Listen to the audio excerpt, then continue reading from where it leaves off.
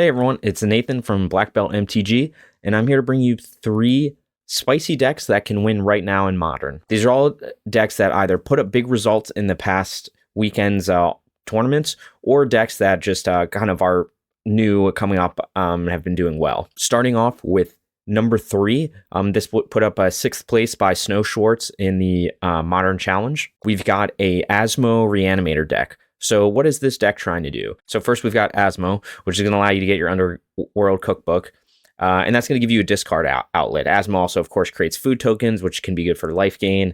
Can be also good to clear the board of opponent's creatures. Why do we want discard outlets? Well, we've got Underworld Cookbook, we've got Voldaren Epicure, which is going to create a blood token, again, another discard outlet. We've got Insolent Neonate, same kind of thing. You can sacrifice it to discard stuff. Well, we're obviously trying to get payoffs in our graveyard. We've got Ovalchase Daredevil. That's going to allow us to create unlimited food tokens based on just how many cookbooks we have. We've got Street Wraith, and that's to turn on Asmo, since we can only cast her if we've discarded a card. We've got Fable the Mirror Breaker, a great mid-range card, also a great discard outlet. And what we're trying to do, well, we've got Emrakul. So basically, you're going to try to cheat an Emrakul into play by using Goryo's Vengeance in combination with all these discard outlets. We've also got Profane Tutor. That's going to allow you, again, to just help to set up your combo more. So yeah, it's basically a deck which is trying to get an Emrakul in play. And you've got a lot of ways to do it. So, this isn't necessarily that new of a strategy, but maybe this particular set of 75 is new. But yeah, it's just a kind of fun deck to try to get a 15, get Emrakul 15/15, all the great text on it. We basically game-winning creature into play. And, you can, because of Goryo's Vengeance, you could do this as early as turn 2, depending on what setup you have. If you have turn 1 Cookbook and turn 2 Goryo's Vengeance, you can get Emrakul on turn 2. So Emrakul does have the clause where it says if it's put in a graveyard from anywhere, its owner shuffles their graveyard into their library. But since that's a trigger on the stack, what you do, Goryo's Vengeance being an instant, is you just cast Goryo's Vengeance in response to that trigger. So kind of a fun deck, because who doesn't love casting an Emrakul? And then the sideboard is probably mostly just to deal with kind of graveyard hate and disrupt other combo decks. You have Orvar for creativity. Okay, I'm back for number 2. We've got a brew that is called Scammer Time. So this is P250. He actually put up a top 8 finish in the challenge, which is with this deck, which he said that he was actually more making it kind of for fun, like memes, and he was surprised that it did so well. But what is this deck trying to do? So you're probably familiar with Hammer Time. You've got Sigarda's Aid. You've got Colossus Hammer. You're trying to use these all these tools, Stoneforge Mystic, to get a hammer onto a creature in the early game and then just kill the opponent very quickly. What this package has, though, is we do have black, so we're adding the Scam package, which is essentially Undying spells along with Evoke Elemental. So you've got 4 Grief, you've got 1 Solitude. This just adds another dimension. Obviously, this allows you to disrupt opponents' combos very easily, so it probably improves the matchup against certain combo decks. I know the pilot of the deck did say it did kind of make his matchups against decks that are typically favorable for Hammer Time, like Murktide and things like that, slightly worse. But yeah, he's got the Griefs to disrupt things. Of course, he can Undying Evil them. He's got Vault Scourge because he's got the black mana, so that's just another lifelinker. So if you put a hammer on that, it's again going to help you to gain a lot of life.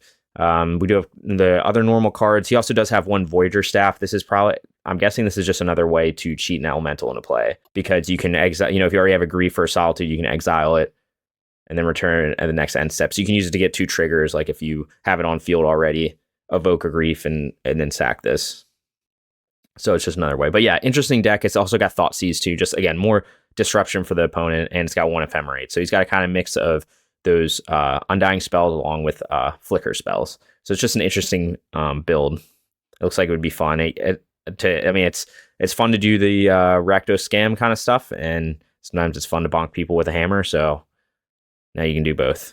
Okay, moving on to number 1. Now, this isn't a list that's put up a result in a challenge yet, but it is a brand new brew. So that's why I'm listing as number 1 as the most spicy, because it is a brand new brew. And of course, it's coming from Aspiring Spike, who's always well known for innovating with powerful brews. So what we have going on here, this is called Timeless Amulet. So on the surface, it looks like, hey, this is kind of like an Amulet Titan deck. You've got your Amulet of Vigors, you've got your Grazers, you got Explore, Azusa, things like that. But what makes it a little different here is we are not trying to cast an Amulet Titan. What we're trying to do instead is use Amulet of Vigor, which allows you to tap and untap any permanent, any permanent that enters the battlefield tapped will become untapped. So obviously you've got, of course, an Amulet Titan, you've got all these lands, these tap lands, so that allows you to ramp your mana. But you're also here doing something with Timeless Lotus. So if you notice, Timeless Lotus enters the battlefield tapped. So if you have an Amulet in play and you can resolve a Timeless Lotus, you're going to get 5 mana right there. So you're trying to ramp mana. We've got Golos, which is also going to give you a outlet for that ramping mana. Once you start ramping mana, you can get your Golos, and then you can exile the top 3 cards of your library and then start playing them.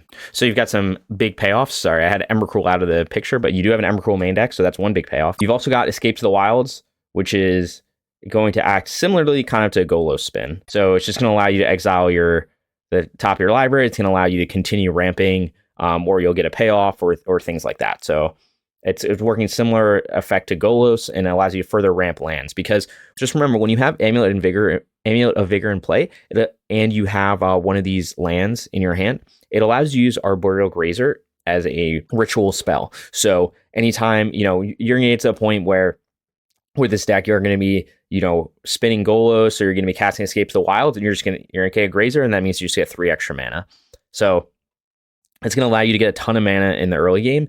And like I said, you have payoffs to use those mana. So Golos can help you dig further. You can use Escape to the Wilds. You do have the Emrakul main deck. The other big thing you have is Karn the Great Creator. So that's why you may look at the sideboard. The sideboard's not a typical sideboard. It's a Karn sideboard. So these are all targets for Karn to hit. And these are just going to give you other outlets to win the game. What is the most common way you can win the game? One of the most fun would be something like Door to Nothingness. So again, with Amulet in play, this allows you to basically pay 10 mana to win the game. Because it'll come into play and it'll untap. You've got other stuff too, though. You've got something like Cityscape Leveler, which you've seen in Tron lists, that can just get a big threat down. You've got Walking Ballista. You can do a similar thing where you can get a big threat down where you can, if your opponent's at a low life total, you can do a lot of damage to them. So those are your big payoffs.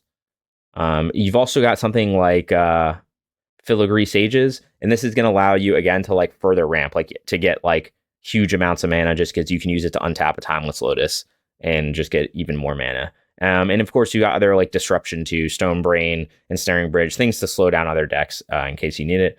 And you've also got Graph Digger's Cage, that's mostly for creativity and things like that. So one more thing I will talk about in the mana base, which I didn't mention, is you do have a Lotus Field. So again, this is just another thing that you can hit off of Escape to the Wilds or Golos.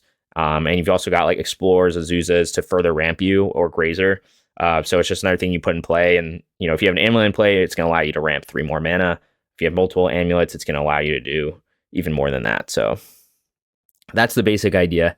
So again, it's going to work similar to Amulet Titan, just maybe a little different. I've watched a lot of gameplay with this. Aspiring Spikes published a bunch of YouTube videos with his gameplay, so you should definitely check that out. And it definitely wins. What he says is it wins more on turn 1.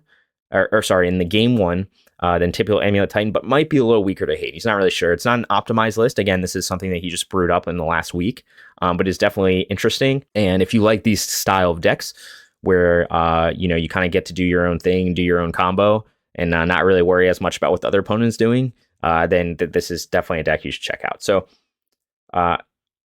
those are the 3 decks. I'm mostly known for making the zoo content, but I do like to check out other exciting stuff going on in Modern. We didn't really see any big zoo results this weekend in challenges or tournaments, but I do know that Sydney reached out to me, and I highlighted his list last week, which is actually right here, which is a Rhinos. It's kind of like a Cascade list. It's a Cascade list without Rhinos, basically. So it looks a lot like Rhinos. But you're cascading a Kavu every time. So he did say he's been having still a ton of success with this deck. So it's something that I still would like to play on stream later. But yeah, if you're looking for the spicy zoo deck, then this is definitely something to check out with the Kavus, as well as the Outbursts and Rockrick. So you're kind of even Rhinos, but you took out the Rhinos and you just have Kavus instead. And then you've got the Rockrick mid-range plan as well. So it's a very good plan B or just grind plan to win the game. And then you've got a lot of great interaction. Of course, Scion's so good with with Kavu and a lot of these cards. This is, I guess, the Spicy Zootek, which I knew I highlighted last week, but again, still I think is a really cool deck I want to try out. If you like this sort of content, go ahead and subscribe, and I'll see you guys next time. Thanks for watching.